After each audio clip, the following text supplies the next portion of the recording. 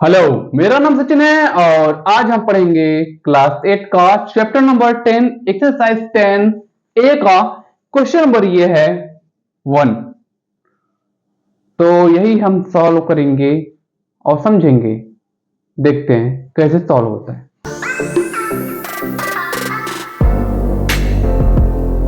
तो आ जाओ मेरे प्यारे दोस्तों, क्वेश्चन को पढ़ते हैं और सॉल्व करते हैं। ठीक है, तो बोला गया है in which of the following table X and Y very directly. हमें यह बताना है कि जो तीनों टेबल दिया गया है इसमें जो एक्स और वाई की वैल्यू है डायरेक्टली वेरी कर रही है कि ना। डायरेक्टली वेरी करने का मतलब ये है कि डायरेक्ट वेरिएशन में है कि नहीं है। ठीक है, और आपको पता होना चाहिए कि डायरेक्ट वेरिएशन का क्या मतलब होता है। अगर आपको नहीं पता कि डायरेक्ट वेरिएशन क्या होता है तो ये जो चैप्टर नंबर 10 है इसका जो है आप इंट्रोडक्शन लेक्चर जाके देखिए। मैं इस लेक्चर के डिस्क्रिप्शन में इस चैप्टर का इंट्रोडक्शन लेक्चर जो है डाल दूंगा। आप जाके डिस्क्रिप्शन में जाके आप चेक कर सकते हैं और देख सकते हैं कि डायरेक्ट वेरिएशन और इनवर्स वेरिएशन क्या होता है। ठीक है, तो हम सीधे सीधे सॉल्व करते हैं। वेरिएशन कब होगा? जब x और y की जो है वैल्यू कांस्टेंट रहेगी हर जगह, यहां भी यहां भी यहां भी, हर जगह x और y की वैल्यू बदलेगी नहीं, तब वो डायरेक्ट वेरिएशन में आएगा। अब क्वेश्चन सॉल्व करेंगे तब आपको समझ में आएगा कि x और y की वैल्यू फर्स्ट वाले में, सेकंड वाले और थर्ड वाले में, तीनों में किस में जो है x और y की वैल्यू कांस्टेंट आ रही है। अगर कांस्टेंट आएगी तो वो टेबल क्या होगा? डायरेक्ट वेरिएशन में होगा। ठीक है, सॉल्व करते हैं फर्स्ट वाला। तो फर्स्ट वाला क्या है? x, ये वाला, इसको हम ऊपर का जितना है 3, 5, 8 ये सब x है, नीचे का जितना है वो y है। तो हम पहला वाला सॉल्व कर रहे हैं तो इसको हम x1 और y1 मान लेते हैं। ठीक है, तो x और x1 y1 को में पहला वाला है 3/4.5 है ना। तो इसको हम सॉल्व करते हैं, देखते हैं। इसको 4.5 को हम मान लेते हैं कुछ समय के लिए 45। ठीक है, तो 3 1 3 15 3 जा 45 होता है, तो ये क्या हो जाएगा? 1.5 आ जाएगा। ठीक है, अब दूसरा वाला x2 y2 मानते हैं।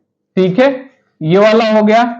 अब ये वाला करते हैं, ये है x2 y2, इसको मानते हैं। ये क्या होगा? 5/7.5। ठीक है, अब इसको सॉल्व करते हैं। 7.5 को हम 75 मान लेते हैं, तो इसको सॉल्व करेंगे तो 5 1 5 15 5 75, तो ये आ जाएगा 1.5। ठीक है, अब थर्ड वाला सॉल्व करते हैं। थर्ड वाला क्या है? थर्ड वाला यहां सॉल्व करते हैं। x3 y3 इसको मानते हैं, ये वाला 8/12, तो 8/12 इसको हम लिखते हैं। ठीक है, तो इसको सॉल्व करेंगे तो क्या आ जाएगा? 4 दूनी 8, 4 3 12। तो इसको सॉल्व करेंगे तो 2 1 कम 2, 1.5 दूनी 3, 1.5 यहां भी आएगा। ठीक है, 1.5। अब ये हो गया। अब ये वाला सॉल्व करते हैं। इसको मानते हैं x4 y4 है ना, तो ये है 11/16.5 है ना। तो इसको सॉल्व करते हैं। इसको सॉल्व करेंगे क्या आ जाएगा? इसको 16.5 को हम मान लेते हैं।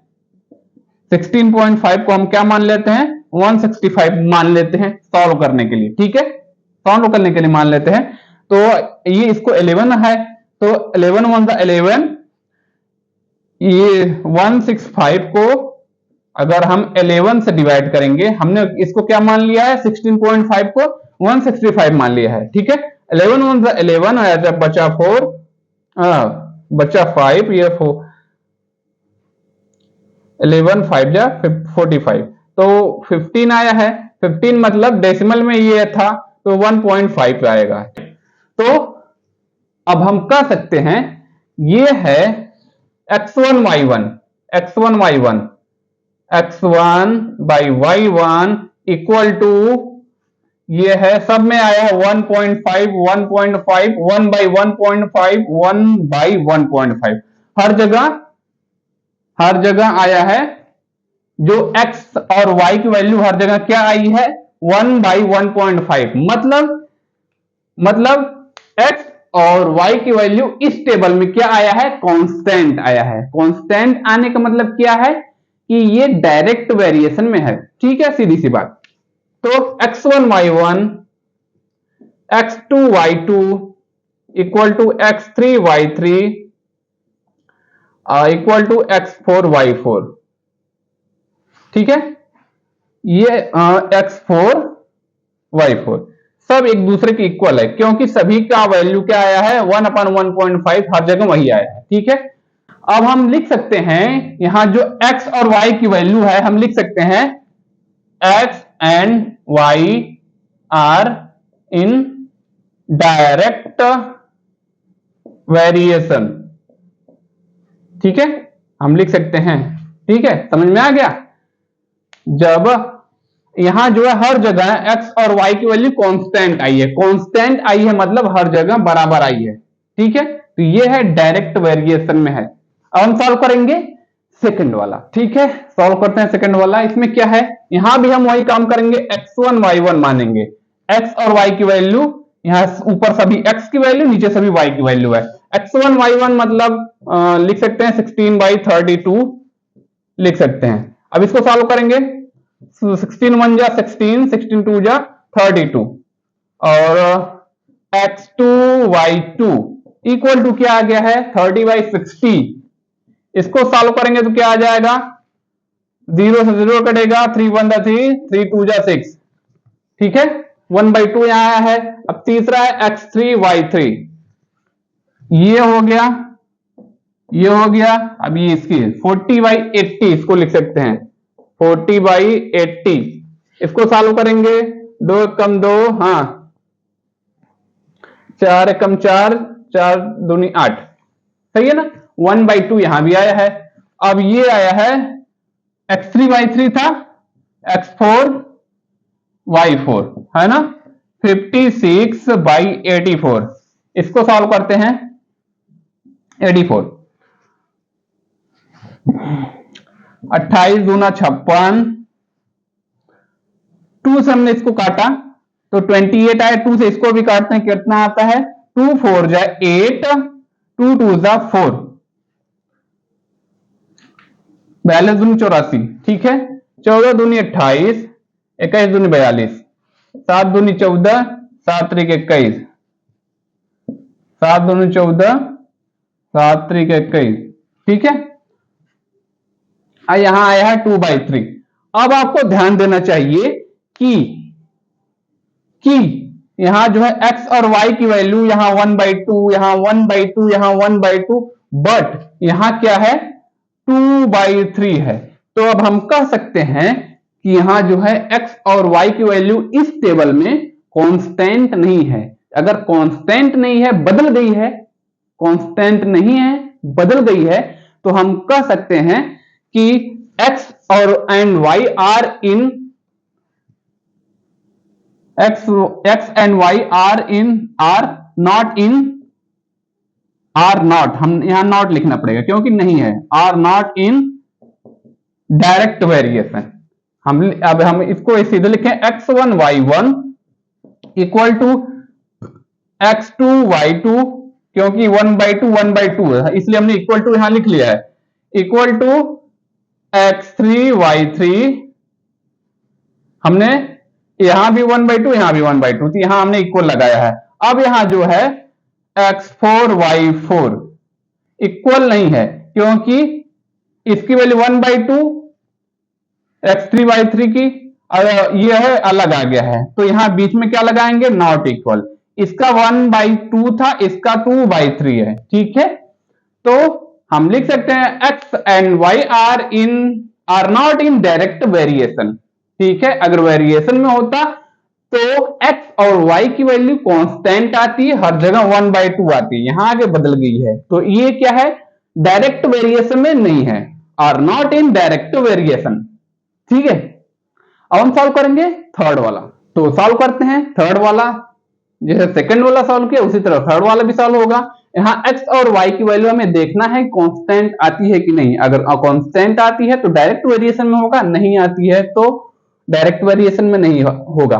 कांस्टेंट होने का मतलब x और y की वैल्यू फर्स्ट से लेके फोर्थ तक हमेशा बराबर आएगी, तो कांस्टेंट होगी। कांस्टेंट होगी तो हम कह सकते हैं कि डायरेक्ट वेरिएशन में है। ठीक है, तो x1 y1 इक्वल टू क्या है 27/81।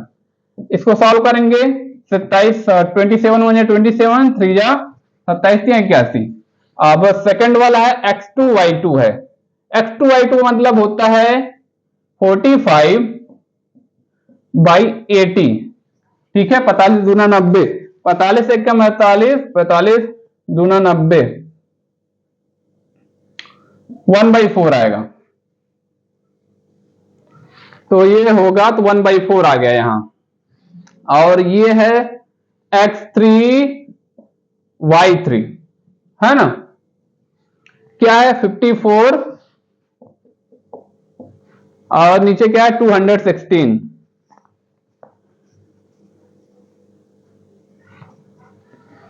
चौवन दूनी 108, तो 1/4 ये भी आएगा। 54 1 जा 54, 54 4 जा 216। ठीक है, और ये है x4 y4 है ना, इसको क्या आया है 75/225 आया है। ठीक है, इसको अगर हम सॉल्व करेंगे क्या आ जाएगा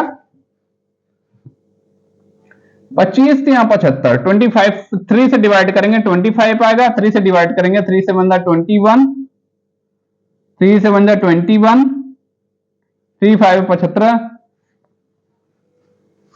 ठीक है, सही, हाँ 25 एक कम 25, 25 यहाँ 75। ठीक है, तो 1/3 आया है। तो अब हम क्या कर देखें, यहां जो है ये वाला वेरिएशन में है कि नहीं, ध्यान दीजिएगा। यहाँ x और y की वैल्यू 1/3, यहाँ 1/4, यहाँ 1/4, यहाँ 1/3। तो यहां हर जगह x और y की वैल्यू अलग अलग आई है, मतलब कांस्टेंट नहीं आई है। तो हम क्या लिखेंगे x1/y1 इक्वल टू x2/y2। अब इक्वल है कि नहीं ध्यान दीजिएगा, यहां 1/3 यहां 1/4, तो नॉट इक्वल टू हम लगाएंगे। ठीक है, अब हम क्या करेंगे x3y3। अब यहां देखिएगा इसके और इसके बीच में 1/4 है, यहां 1/4, तो यहां इक्वल रहेगा। ठीक है, अब